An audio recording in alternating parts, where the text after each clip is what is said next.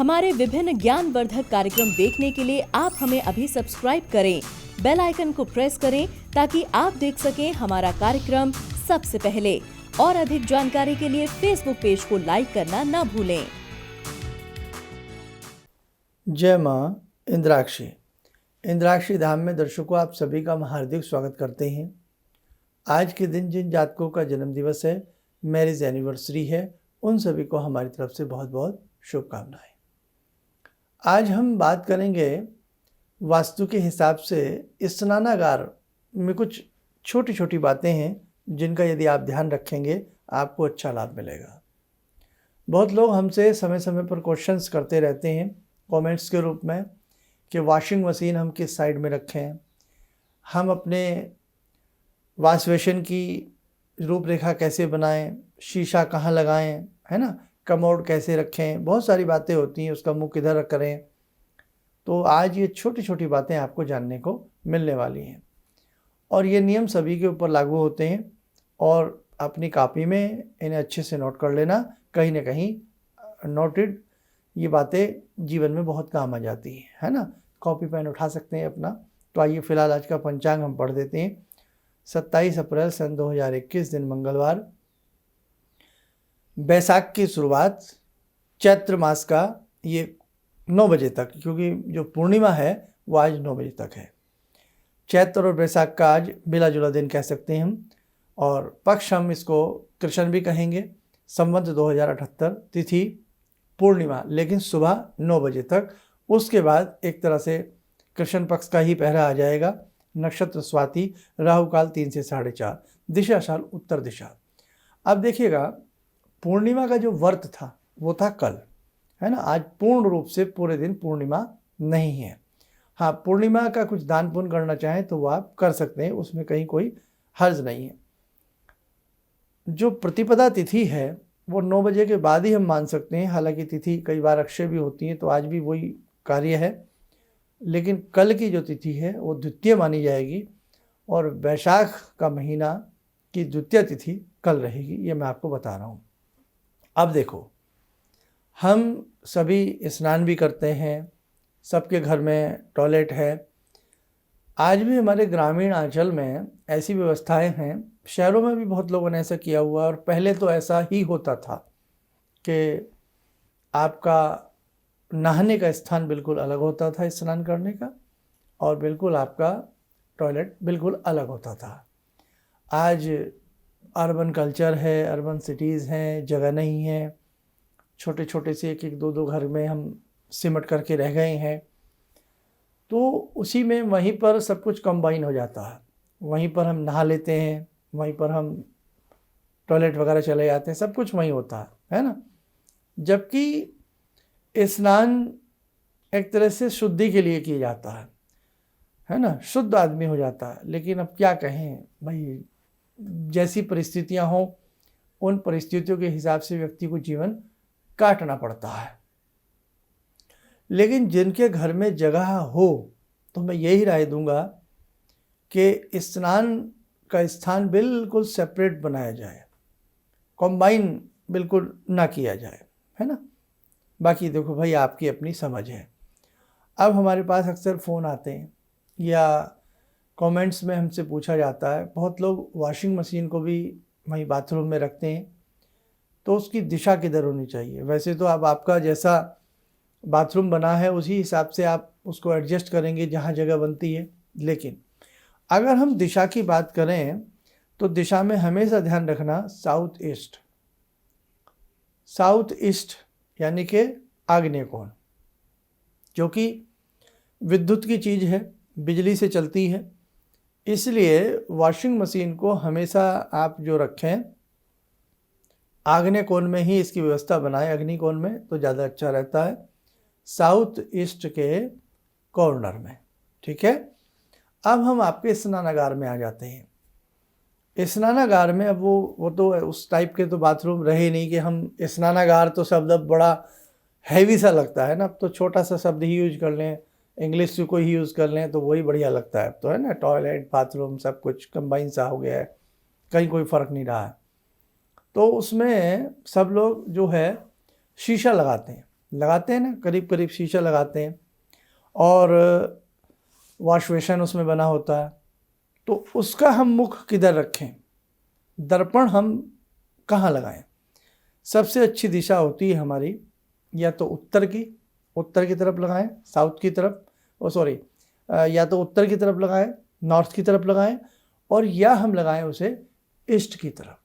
यानी कि आपके बाथरूम में जो दीवारें हैं, तो या तो उसे हम नॉर्थ, उत्तर की दीवार पर लगाएं, और या हम उसे पूर्व की दीवार पर अपने आईने को लगा लें, और उसी के स्टिक एडजस्ट में वॉश बेसिन लगा लें। ठीक है, ये 2 दिशाएं हमने बताई हैं। अब आती है बात कमोड की।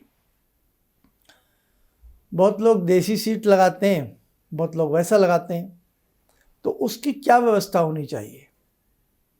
अब बहुत ये सोचोगे तो गहरी बातें हैं, नहीं तो फिर कुछ भी नहीं है, जहाँ आपका हिसाब बनता है वहाँ लगा लीजिए आप। लेकिन वास्तु के प्रकरण के तहत कुछ नियम हमारे ऋषियों ने बहुत पुराने समय से बनाए हैं। अब आप कहेंगे साहब कैसे बना दिए, क्या उस समय इस प्रकार की टॉयलेट थे, क्या उस समय ऐसी सीट लगती थी? भाई बहुत पुराने समय की बात करें तो सब लोग बाहर जाते थे, है ना। खैर देखो, जो वास्तु नियम ये कहता है, वास्तु नियम जो कहता है, मैं वो बात बता रहा हूँ, फिर मैं आपके मतलब की बात करूँगा। वास्तु नियम ये कहता है यदि दिन में हम शौच जाते हैं, टॉयलेट जाते हैं, तो हमारे मुख, हमारा फेस नॉर्थ की तरफ रहना चाहिए। किधर? नॉर्थ की तरफ। और यदि हम रात्रि में जाते हैं तो हमारा फेस साउथ की तरफ रहना चाहिए। ये वास्तु का प्राचीन नियम है। अब आप एक ही स्थान में 2 तो लगा नहीं सकते, है ना। अब जिनके घर में जगह है तो वो तो व्यवस्था कर सकते हैं, भाई एक बाथरूम में ऐसे कर दिया, एक में ऐसे कर दिया।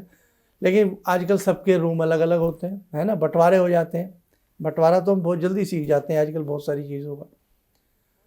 तो ऐसी अवस्था में जहाँ हमें ये लगे अब हम क्या करें, हमारे किस प्रकार से हम इस चीज़ को मेंटेन करें, तो देखो, अगर या तो सीधा सा नॉर्थ की तरफ आपका मुख रहे, और या सीधा आपका साउथ की तरफ मुख रहे। कई बार ऐसी व्यवस्था नहीं बन पाती कि नॉर्थ की तरफ ही मुख हो, तो मुख हम साउथ की तरफ भी सुबह और शाम के हिसाब से रख सकते हैं। अगर नॉर्थ की तरफ हो जाए तो सबसे अच्छा है सुबह और शाम के हिसाब से। और जहाँ जगह है, जिनके पास अच्छा स्पेस है, बड़ा भवन है, तो वहाँ फिर मैं ये राय दूंगा कि पुरानी परंपरा को निभाया जाए, दिन के हिसाब से नॉर्थ और रात्रि के हिसाब से साउथ। और इतना ना हो सके तो केवल या तो नॉर्थ या केवल साउथ। ओके, कंप्लीट, समझ में आ गया। ये रूल हमेशा के लिए काम आता है, हमेशा के लिए, चाहे आप कहीं भी रहते हैं। लेकिन अगर भगवान ने आपको अच्छी जगह दी है तो ध्यान रखें, जो शरीर की शुद्धि होती है ना, वो तो स्नान से हो जाती है। मन की शुद्धि हर आदमी के बस की बात नहीं है। तन की शुद्धि से भी बड़ी होती है मन की शुद्धि। मन शुद्ध नहीं तो तन भी शुद्ध नहीं, ये ध्यान रखना। तो ख़ास तौर से जिनके पास अच्छी जगहें हैं, तो आप स्नानागार, नहाने का स्थान बिल्कुल अलग बनाइए। अगर स्थान है, आपके पास जगह है, तो मजबूरी है तो फिर तो चलती का नाम गाड़ी, है ना। तो बस ये आज हमें आपसे बताना था। और आप डरिए मत, बहुत अच्छे से रहिए, घबराइए मत। नकारात्मक चीज़ों को ना सुना करें, नकारात्मक न्यूज़ ना सुने। आजकल हमें नकारात्मक न्यूज़ कितनी परोसी जा रही है ना, कितना हमें दिखाया जा रहा है, हम डर जाते हैं, हाय राम इतने लोग ऐसा हो गया वैसा हो गया। नकारात्मक न्यूज़ से बचें।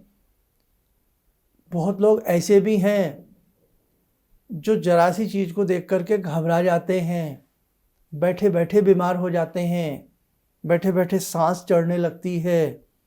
तो इसलिए कृपया ऐसे लोग अपने अच्छे से घर में रहें, सुरक्षित रहें, भगवान का नाम लें, भजन करें, स्वाध्याय करें, कुछ भी नज़र नहीं आता, हनुमान चालीसा पढ़ने बैठ जाओ, काम अगर नहीं है, फ्री बैठे हो, लेकिन नकारात्मक चीज़ें ना देखो, नकारात्मक बातें ना सुनो, उनसे एक नेगेटिविटी हमारे मन के ऊपर हावी हो जाती है। आपको मालूम है ना कि भय का भूत ज़्यादा होता है। कई बार रस्सी होती है और हमें लगता है सांप पड़ा है ना।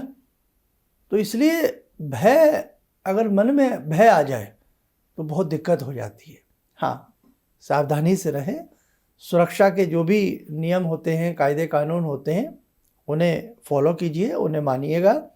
लेकिन मैं फिर कहूँगा कि बहुत ज़्यादा नकारात्मक बातें और बहुत ज़्यादा इस प्रकार के नकारात्मक चीज़ें हमें नहीं सुननी चाहिए, है ना। मन नकारात्मक हो जाता है, इसलिए अपने आप को इन दिनों में सकारात्मक सहारा अपने मन को दीजिए। और सबसे बढ़िया बात है, हर घर में कुछ ना कुछ आपके धर्म से जुड़ी पुस्तकें होती हैं, भगवान से जुड़ी बातें होती हैं, और बहुत ऐसी चीज़ें होती हैं, उनमें आप अपना मन को लगाइए, आपको हिम्मत मिलेगा, आपको बहुत अच्छा लगेगा।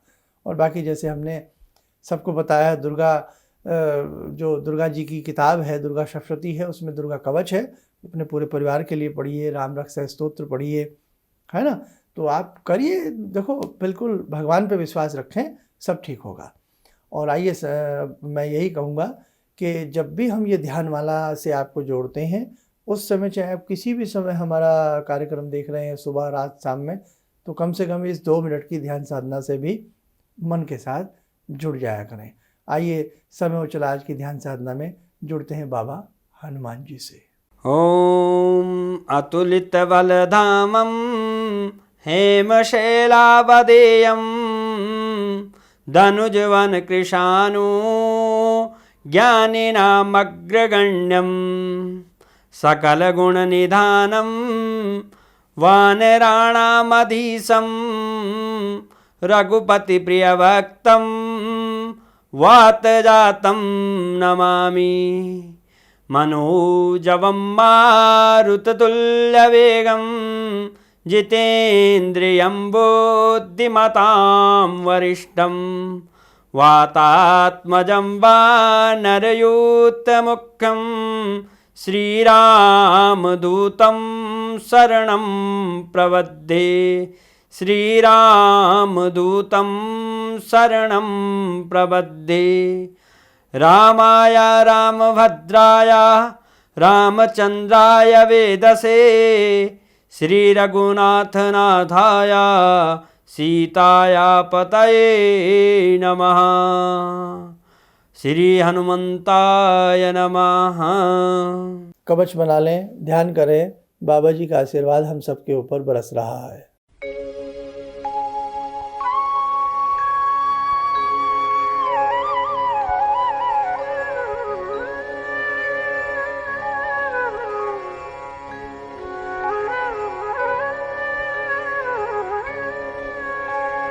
ओम बोलते हुए नेत्र खोलें, सामान्य हो जाएं। एक बात कहें, बहुत लोगों की जिनकी जन्म पत्रिकाएं हमारे यहाँ वैदिक बनने के लिए आई हुई हैं, तो देखो भाई, अभी तो दिल्ली में लॉकडाउन की स्थिति है, सबको मालूम है। भेजने में आपकी पत्रिकाएं हम असमर्थ हैं। आप को भी ये सब बातें पता ही सब कुछ लग जाता है। तो हम प्रयास करेंगे कि जैसे ही स्थिति सामान्य होगी, उसके 2-4-10 दिन के बाद ही पत्रिकाएं भेजना प्रारंभ करेंगे। बहुत लोग नए ऐसे लोग हैं जो जन्म पत्रिकाएं बनवाने की इच्छुक हैं, आप बनवा सकते हैं। हम आपकी जन्म पत्रिकाएं बना करके आपसे हम बात भी करेंगे फ़ोन पर, जो आपकी समस्या उस पर डिस्कस भी आपसे होगा। लेकिन आपकी पत्रिकाएं भेजी जाएंगी जैसे ही स्थिति सामान्य होगी उसके बाद, ठीक है।